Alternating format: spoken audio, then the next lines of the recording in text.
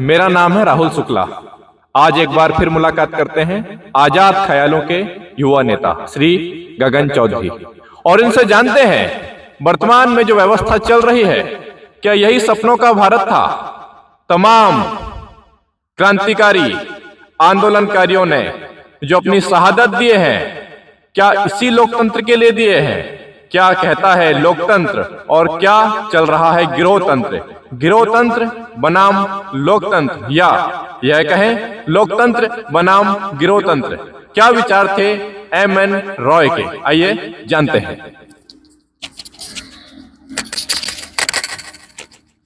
साथियों, जैसा कि भाई ने पूछा कि क्या विचार थे एम.एन. रॉय के, एक क्रांतिकारियों के विषय में पूछा और किस तरीके से लोकतंत्र बनाम गिरोहतंत्र चल रहा है, तो उसका मैं सीधे सीधे एक जवाब देना चाहूंगा।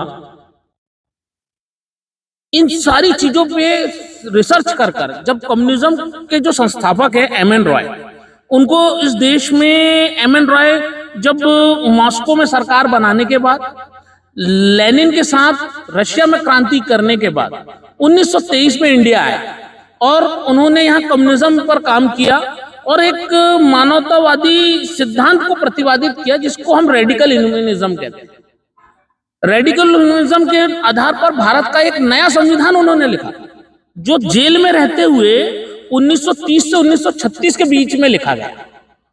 एक ऐसा संविधान जिसमें कोई जाति नहीं, कोई धर्म नहीं, कोई संप्रदाय नहीं, हम भारत के लोगों का इंसान होना, यानी भारत के लोगों से भी ऊपर की विचारधारा कि आदमी किसी भी कम्युनिटी का हो, किसी भी देश का हो, किसी भी कोने का हो, यदि वो इंसान है तो उसके साथ मानवतावादी सिद्धांत पर सारी विचारधाराओं को, सारे कानूनों को, सारी व्यवस्था को प्रतिपादित किया गया। वो था रेडिकल ह्यूमनिज्म का सिद्धांत, मानवतावादी सिद्धांत, जिसको पढ़ने के बाद अंग्रेज भी घबरा गए थे कि अगर इस टाइप की व्यवस्था और इतनी ऊंची सोच अगर इस भारत के लोगों की होगी तो ये मालूम नहीं क्या करेंगे। उन्होंने हमारी ताकत का परिचय तो देख ही चुके थे कि जो सर छोटू राम के समय में जो वहां पे हमारा भारत की जनता के द्वारा आजाद होने के पहले ही जो डैम का निर्माण हम लोगों ने कर लिया था, तो उस हिसाब से उन्होंने विचारधारा का भी आकलन किया और 1944 में जो संविधान का मसौदा तैयार किया गया वो भी एम.एन. रॉय के द्वारा ही तैयार किया गया। आप समझिए कि एम.एन. रॉय कितनी बड़ी सोच लेके इस देश की आजादी के लिए लड़ रहे होंगे, जिनका नाम गुमनाम सितारों में आज हम आजादी के गुमनाम सितारों में देखते हैं, जिस पर हमारे संविधान का पूरा बेस स्ट्रक्चर रखा हुआ है।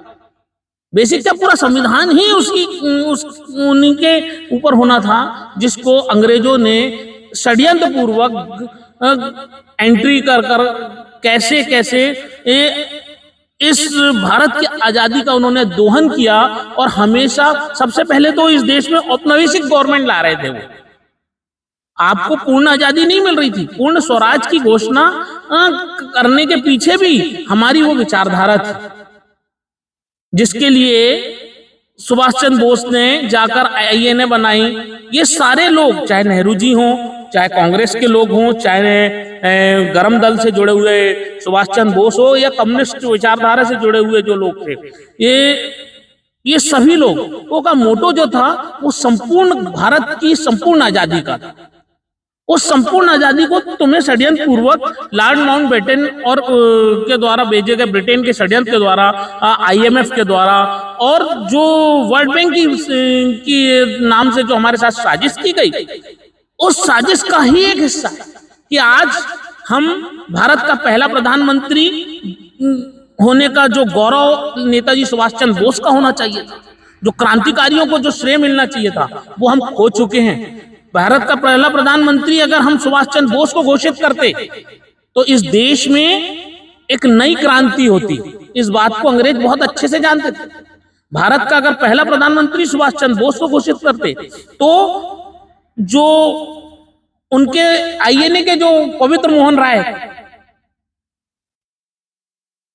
जो उनके साथी थे, वो सब लोग अस्तित्व में आ जाते।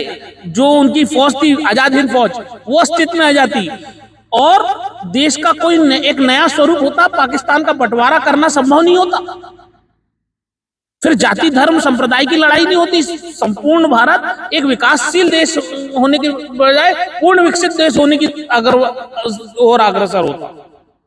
हम कम्युनिज्म की वो परिपाटी, यानी कम्युनिस्ट भाषा में भी, कम्युनिस्ट में भी जो मानवतावादी सिद्धांत की जो कमी थी, जो मानवीय दृष्टिकोण की जो कमी थी, उस कमी को पूरा करने वाला अगर कोई व्यक्ति था तो वो था एम.एन. रॉय का रेडिकल ह्यूमनिज्म का सिद्धांत, वो संविधान जो मानवतावादी सिद्धांत पे लिखा है और जो आज भी नेहरू जी की लाइब्रेरी में सुरक्षित पड़ा हुआ है, धूल खा रहा है, जिसको हम नौजवानों को एक व्यक्तिगत व्यक्तित्व को उभारते हुए इन पार्टियों की गंदगी, पार्टियों की बटी हुई राजनीति से ऊपर उठकर इस भारत माता के चरणों में अपना सर्वस्व जीवन अर्पित करने की भावना से हमें आगे बढ़ना होगा और उस संविधान को निकाल के लाना होगा, उसको हम लागू करेंगे। ना ही हमारा उद्देश्य मनुस्मृति को लागू करना होना चाहिए, ना ही हमारा उद्देश्य किसी एक जाति को दलित कह के, एक संप्रदाय को दलित कह के नीचा दिखाना होना चाहिए,